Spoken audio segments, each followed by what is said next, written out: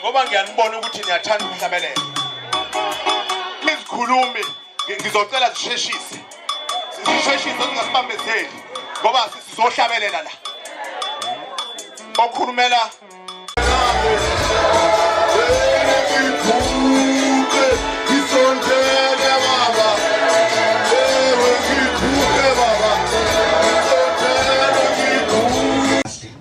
Yebo Jesu. Nithi ndlela nhle gogo Makhumalo uyibekile induku ebandla noma uhambe kabuhlungu ya ngisakhuluma kakhulu ngithunyiwe la ubamncane uLavasi kubamncane Geji uthe angisho ukuthi ndlela nhle bamncane uthe benihamba kakhulu ngihlale kakhulu naye wabe nabantu abathanda ibhola nobabili uthi indlela nhle bamncane nogogo umaka bamncane Lavasi uthe kukhulu indlela nhle kuwe ya gogo uyilindubandla kuthina akukho ongakwenzelanga thina sikhulile manje sibadala sikhuliswe wena nomkhulu ayikho nje uhambe kahle siyabonga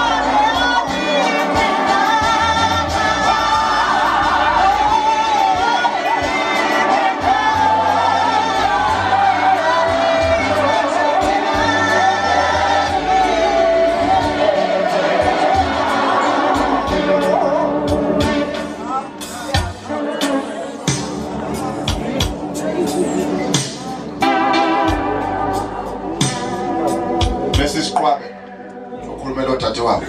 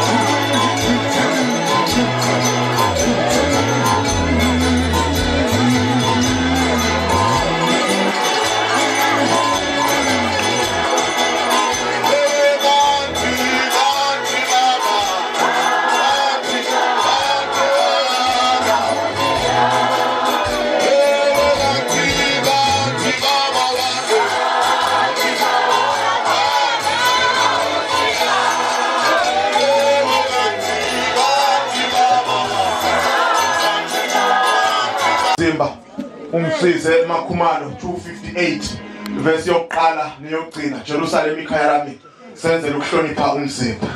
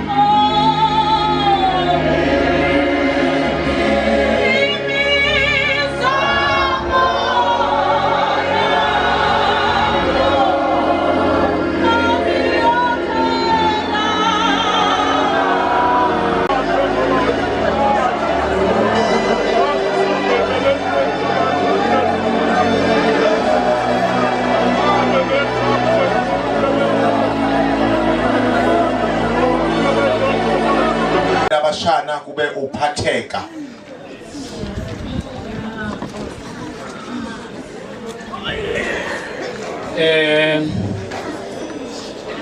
Ngizobingelela umvuli inkonzo. Ngibingelele abefundisi.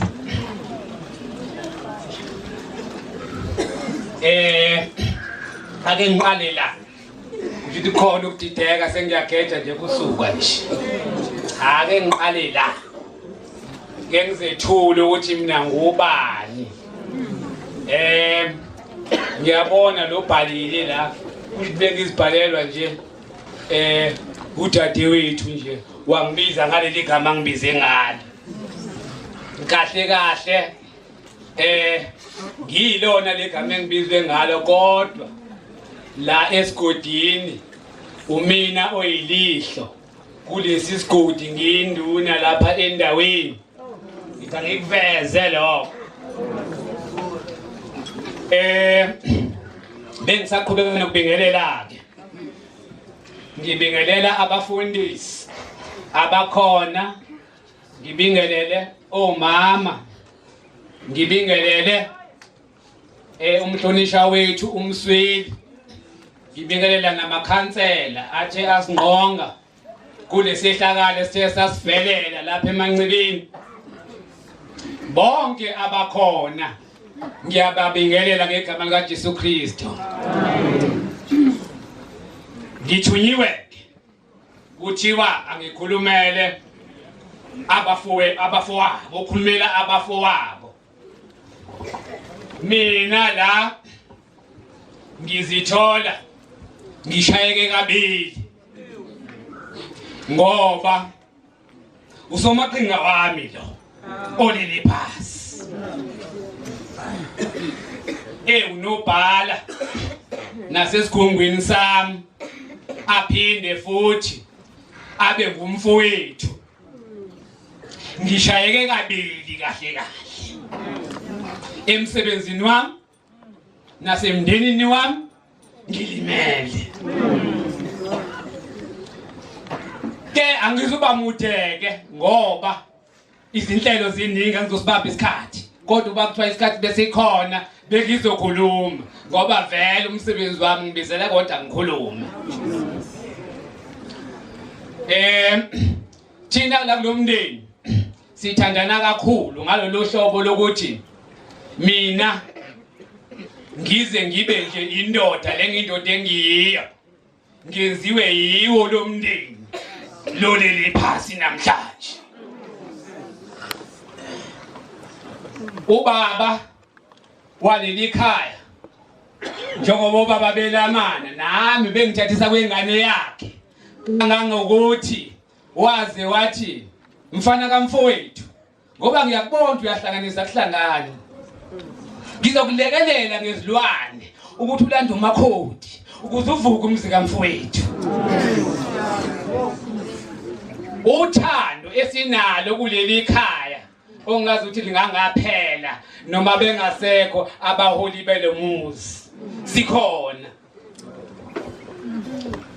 Uma sengizovala ngoba inhloso yami ukuvalisa abafowethu bangijumeli bathi ngoba uwonikezwe ithuba uzusho ukuthi sibonele uhambe kahle ma wami ma bengingasho nokuthi nje uma mncane uma ngoba izinto ade bezenza kumina ngiyindoda nje nginqaka nje ngikhuliswe yiwo lomndeni. Ngithi ke sengizohlala phansi naso lesihlalo engihlele kusona. Ngiyasizwa ukuthi abantu bathi asingilingani lisicathulo engihlele kuzona. Cha, khululekani. Mina njengoba ngihleli la kulesi sihlalo ngisingathwe uNdevu, ngisingathwe umkhulu wakhokho wami wakamntabu uNkundleni. Khululekani, asizungesinda lesihlalo. Into engikhalisayo ngithi yini kwenzeke ngalesi sikhathi sami lento eyenzekayo into engiphela ingxaki yami. Awu ngalesi sikhathi sami kwenzeka lento ezenzekayo kodwa inkosi yazi. Ngiyabonga kakhulu. Amen.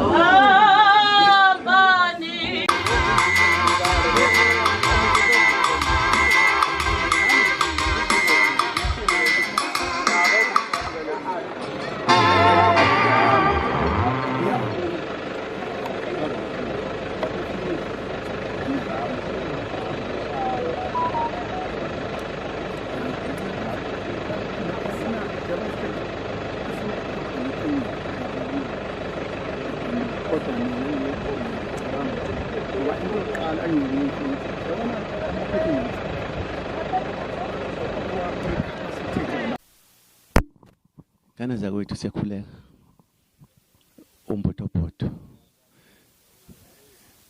ngiyalazi udaba ngeke ngalibika ngalisebenza kakhulu lo muzi wakamncibi osekwagubhuza enhlangweni idolobha balakhele umzumbe na umfula la ngezansi umzumbe sambe sayisafika ke khona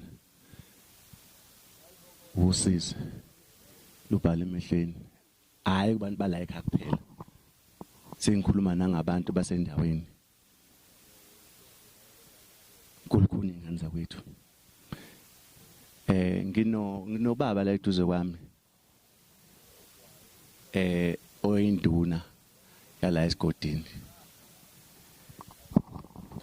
Babami sekunzima ukuthi ngichaze kuhlungu nami ngisuka eMatuba ngizothi dude emndenini. Akekho ofisa kulesi sikhathi masemfice. Asikubingelele sicele uzethule kubantu ababuwela uMpotopoto TV. Ngiyabingelela ngaphasi noMpotopoto TV. Igama lami ngingusizwe ngwakamncibi la endaweni umina ongumholi oyinduna esebenzela ngaphasi kwenkosi yakwa esizweni sasenhlangweni ngaphasi kwenkosi uNqalabutho yesizwe wakwaDlamini. Sikhathazekile kakhulu singumndeni ngokuthi amalunga wethu ashiye ngalolu hlobo ashiye ngalo namanje siyayibona abantu bayasiduduza kodwa angifuni ukungasho ukuthi sekukhona lokuqina okuncane kwedolo nokulekelelwa ngamakhansela, ukulekelelwa ngobaba umsweli. Ngithi abakwenzile baphinde baqhubeka bakwenze nabanye ezigamekweni ezifana nalezi. Siyabonga ngane yakwethu, siyabonga baba. Siyajabula futhi kuyasithokozisa ukuzwa ukuthi uxhaso nolutholile kulesi sikhathi lesi esinzumile futhi esinzima. Ngiyaphinda namanje kubhlungu ukuba kulesi sigaba uba lesigabeni kusona. Mhlawumbe ababukelayo amazwi ubungabapha bona njengoba nje sekukanjena usuvala mhlawumbe siyazi ukuthi nizilokhu njalo nisibonga kodwa sawucela nje kubo bonke abantu abasekile udlulisi nje kubo bonke. Ngiyabonga mphathi wohlelo. Ngidlulisa ukubonga kakhulu kubaholi base South Africa bazivezile ukuthi bangabaholi bangempela ngoba kusuka sivelelwe beloke befika bededelana kodwa umuntu noma phela imisebenzi singeke sayenza ngokulinganayo sisonke sabantu. Umuntu engingamtusa kakhulu ukuthi awu ubaba umsweli asenzele kona angazathi ngempela angangapheli amandla. uNkulunkulu aphinde ambusise nabo bonke abaholi ekade sebenzisana nabo bathole amandla ukuthi umsebenzi wabo abawenzayo uNkulunkulu abaphilise, abanikeze impilo eyandayo ngoba ngale kwabo ngabasazi ukuthi besizobafihla ngani labantu lomndeni osethi washiya. Ngiyacela ke eSouth Africa ukuthi umholi asihlonipheni abaholi, lokho kuyosiza. Umholi ufana njenganomzali kuwena ngoba umzali wakho uma ngabe ungenzi kahle nayo ngeke azakwenzele kahle. Nginxusa ke lokho ukuthi inhlonipho iyona eyakha lesisizwe sase South Africa ukuze sikhule sindlondlobale, omunye akathobela omunye, nosesikhundleni athobela ongekho esikhundleni, nongekho esikhundleni athobela omunye. Impilo iyohamba ngokubambisana esizweni sase South Africa. Vele izwe lase South Africa izwe lidume ngenhlonipho. Asibuyiseleni inhlonipho yabokhokho ababeyitshalile singakabi khona, saphinde sayifica sayilahla thina. Ngiyanxenxa kuma South Africa wonke ukuthi asibuyiseni inhlonipho ngoba konke naloko kwenzekile ukuba kuthiwa inhlonipho isekhona angaba kwenzekanga ngoba umuntu omdala bengeke azathintwe yingane ngoba bese siyathola ukuthi izingane lezi ezenze lento. Ngiyibona ke lento ilahleke enhlonipheni eSouth Africa ukuthi ungabamba umuntu omdala ngewashing nokumbheka ke nje sikhula umuntu omdala akabhekwa ngamehlo. Asibuyiseni lo nhlonipho isizwe sethu sisengalunga uma singabuyisa lokho esakhuliswa ngakho. Siyabonga kakhulu.